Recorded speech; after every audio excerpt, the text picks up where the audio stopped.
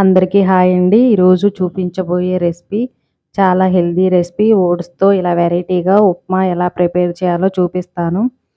బరువు తగ్గాలనుకునే వాళ్ళకి, అలాగే బీపీ, షుగరు తగ్గించడానికి చాలా హెల్తీ రెసిపీ ఇది.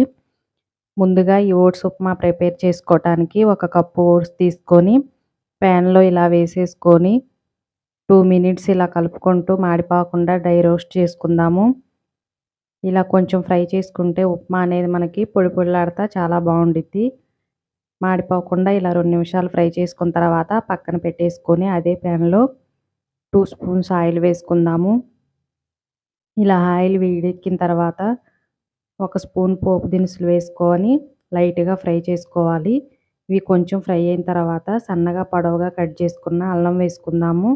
ఈ అల్లం మధ్య మధ్యలో తగులుతూ చాలా బాగుండిద్ది. అది కూడా కొంచెం ఫ్రై అయిన తర్వాత సన్నగా కట్ చేసిన ఆనియను, అలాగే పచ్చిమిర్చి కూడా వేసుకొని తర్వాత తరిగిన క్యారెట్టు, అలాగే టమాటా, మంచి కలర్ కోసం పావు టీ స్పూన్ పసుపు, అలాగే మీ టేస్ట్‌కి సరిపడా సాల్ట్ కూడా వేసుకొని ఫ్రై చేసుకుందాము. దీంట్లో మీకు ఇష్టమైన వెజిటేబుల్స్ ఏవైనా వేసుకోవచ్చు.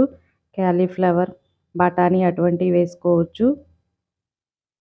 ఇవన్నీ పచ్చిదనం పోయేంత వరకు ఇలా ఫ్రై చేసుకోవాలి.